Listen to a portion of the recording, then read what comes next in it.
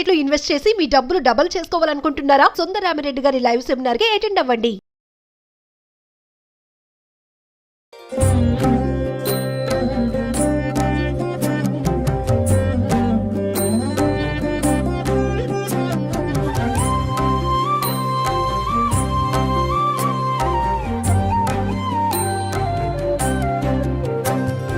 శ్రీరూపిణీ దేవి భువనైకపాలిని బాలాంబికా నీకు వందనములు. విశ్వ ప్రాణాధార శక్తి స్వరూపిణి బాలాంబికా నీకు వందనములు. నమస్తే రమ్మగారు, దసరా పండుగ శుభాకాంక్షలు. నమస్తే జయ, దసరా పండుగ శుభాకాంక్షలు. సుమన్ టీవీ ప్రేక్షకులందరికీ దసరా పండుగ శుభాకాంక్షలు. నాకు దసరా మొత్తం కూడా ప్రతిరోజు అమ్మవారికి ఒక అలంకరణ చేస్తాం కదా. ప్రతి అలంకరణ గురించి, ప్రతి నైవేద్యం గురించి ఏ రోజు విశిష్టత ఆ రోజుకే ఉంటుంది. మనం చాలా రోజులు, ఎక్కువ రోజులు జరుపుకునే పండుగ దసరా పండుగ కదా రమ్మగారు. ఒక్కొక్క రోజు విశిష్టత ఒక్కొక్క రోజు ఒక్కొక్క వీడియో రూపంలో మనం ప్రేక్షకులకు అందిద్దామండి. అలాగే. సో అందులో భాగంగా మొదటి రోజు, ఈరోజు అమ్మవారికి అలంకరణ, నైవేద్యం, పూజ మొత్తం పూర్తి వివరాలు ఒక్కసారి అందిద్దామండి. తొలి రోజున అమ్మవారు బాలాంబికగా దర్శనమిస్తుంది. అయితే మనకి నవదుర్గా స్వరూపాలలో పూజించే విధానం ఒకటి కనపడుతుంది. అమ్మవారి అవతార విశేషాలతోటి, ప్రత్యేకంగా అవతారాలతోటి పూజించే విధానం ఒకటి కనపడుతుంది. శ్రీశైలం దేవస్థానంలో అయితే నవదుర్గా పూజ చేస్తారు. వారు శైలపుత్రికి ఇవాళ అలంకారం చేస్తారు. మనం విజయవాడ కనకదుర్గ అమ్మవారి దేవస్థానాన్ని ఫాలో అవుతాం. సో అమ్మవారికి ఈ మొదటి రోజున బాలా త్రిపుర సుందరిగా అమ్మవారిని అలంకరిస్తారు. ఇది వరకటి కాలంలో స్వర్ణ కవచాలంకృత దుర్గగా కూడా అమ్మవారిని కనిపింపజేసేవారు. ఈ సంవత్సరం బాలాంబికగా చేస్తున్నారు. అక్కడ దేవాలయంలో ఎలాంటి నివేదన, ఏ రకమైన వస్త్ర సమర్పణ చేస్తారో పూజా విధానం మనం అది చెప్పుకుందాం. ఎందుకంటే మనం ప్రతి సంవత్సరం ఏటా వారిని ఫాలో అయ్యేటప్పుడు ఒక్కొక్కసారి కొంచెం ముందు వెనకలు అవుతూ ఉంటాయి. అవునండి, ముందు వెనకలు అవుతాయి. ఈ వస్త్ర సమర్పణ, ఆహార నివేదన సమర్పణలో చిన్న చిన్న తేడాలు రావచ్చు.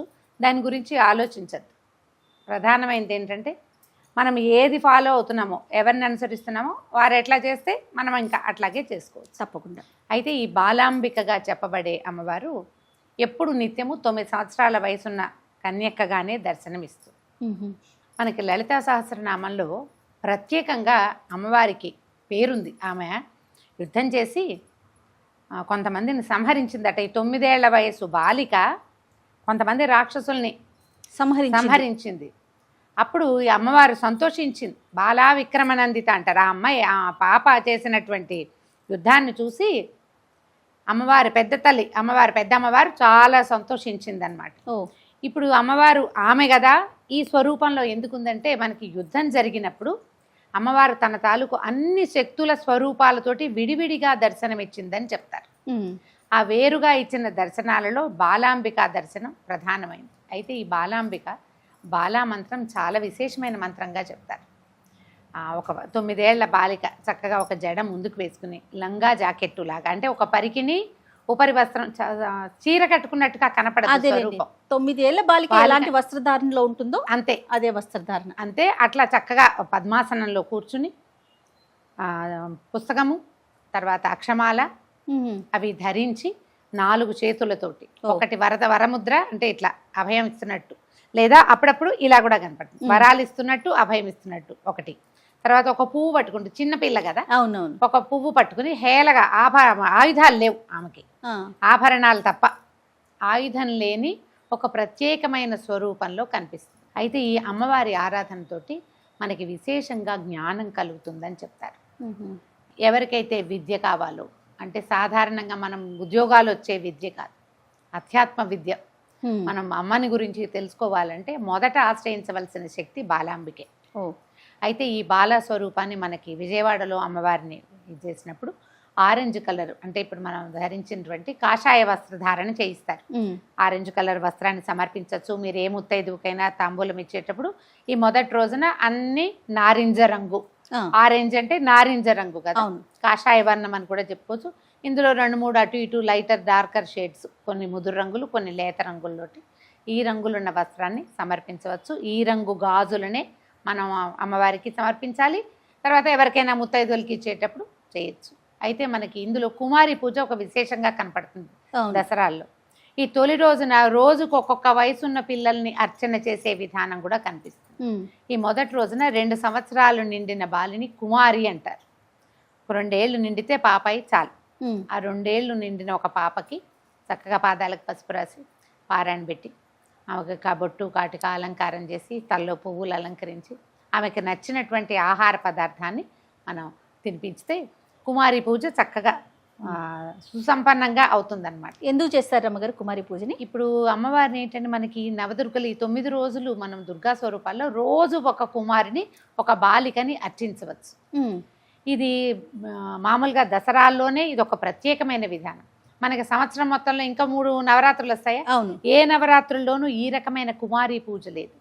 స్త్రీ శక్తిని గౌరవించటం, బాలికని గౌరవించటం, దానికోసమని ఇప్పుడు ఈ 9 రోజులు మనం ఈ ఇప్పుడు అమ్మవారిని చేసుకోవడం కూడా విశేషంగా కనపడుతుంది. ఆమె రోజుకొక స్వరూపంలో కనపడి చిట్ట చివరి రోజున ఏం చేసింది, మహిషాసుర మర్దినిగా ఎంతో మంది రాక్షసుల్ని వరుసగా చంపుకుంటూ వచ్చి చివర అసలు ప్రపంచానికి శత్రువైన మహిషాసురుణ్ణి కూడా సంహరించి. మహిషాసురుడు అనగానే మనకి ఒక గేదె లాంటి స్వరూపం ఒకటి తెలుస్తోంది కదా. మహిషము అంటే దున్నపోతు. మనుషుల్లోనే ఈ రకమైన పశు ప్రవృత్తి ఉంటుంది, దాన్ని సంహరించాలి.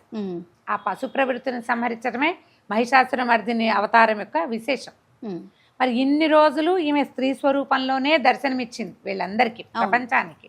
మరి ఆ దానికి ప్రతీకగానే మనం బాలికల్ని పూజించడం ఉంటుంది. ఈ బాలికలు కూడా మళ్ళీ 16, 18 పెద్ద పిల్లలు కాకుండా 2 నుంచి 9 ఏళ్ల వయసు. ఒక్కొక్క రోజు బాలికకు ఒక్కొక్క పేరు చొప్పున ఉంటుంది. వాళ్ళ మొదటి రోజున కదా, మొదటి రోజు అమ్మాయిని కుమారి అని చెప్తారు. 2 సంవత్సరాల నిండి 3వ ఏడు వస్తే చాలు. 2 ఏళ్ళు నిండితే మనం ఏదైనా ఒక పళ్ళెంలో ఒక పదార్థం పెడితే ఆ పదార్థాన్ని తీసుకుని తింటుంది. అంత సరిపోతుంది. చక్కగా కూర్చుంటుంది, పాదాలకు పసుపు రాయించుకుంటుంది, బొట్టు పెట్టించుకుంటుంది. అంత లోపల పిల్లలకి తెలియదు. ఇప్పటికీ అలంకరణ మీద కూడా ఆసక్తి వస్తుంది. మీరు అలంకారం చేయండి, అందంగా ఉంచండి, చక్కగా ఆహారం తినిపించండి. ఈ కేవలం అలంకరణకి మాత్రమే అమ్మని పరిమితం చేయొద్దు. ఈ స్త్రీ శక్తి కావాలంటే అది విజృంభించి రాక్షస సంహారం కూడా చేయగలదు. దీన్ని ఇక్కడే పరిమితం చేయబోకండి, పూజించండి, అలంకరించండి. తర్వాత సంహరించే అవకాశం అవసరం వచ్చినప్పుడు అది కూడా చేస్తుందని చెప్పడానికే మనం కుమారి పూజ చేసుకుంటాం. ఓకే. ఈ మొదటి రోజున అమ్మాయిని చక్కగా అలంకరించి 2 ఏళ్ల పాపాయిని మీరు పూజించవచ్చు. ఒక బాలిక మనకి లభించినా సరిపోతుంది. అయితే ఇప్పుడు విజయవాడలో అమ్మవారికి నారింజ రంగు వస్త్రాలు ఇస్తారు. తీయటి బూందీ అంటే మనం శనగపిండితో బూందీ చేస్తాం కదా, ఈ బూందీని పంచదార లేదా బెల్లం పాకంలో పోస్తారు. పంచదార పాకంలో పోస్తే కాసేపటికి అది అట్లా విడివడిపోయి బూందీగా ఉంటుంది, తీపిగా ఉంటుంది. తీపి బూందీ శనగలు నివేదన చేస్తారు. మేము ఈ అవకాశాన్ని బట్టి మనం ప్రతిరోజు అన్న నివేదన చేయాలన్నది ఒక నియమం పెట్టుకున్నామంటే ఒక కొంత అన్నం కూడా నివేదన చేసుకోవచ్చు.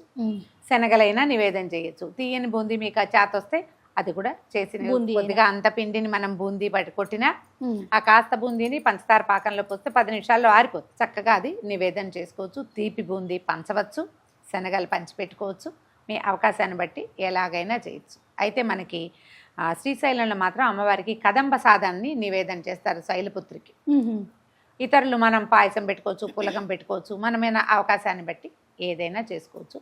మొదటి రోజున బాలాంబికని మనం అర్చన చేసుకుంటాం.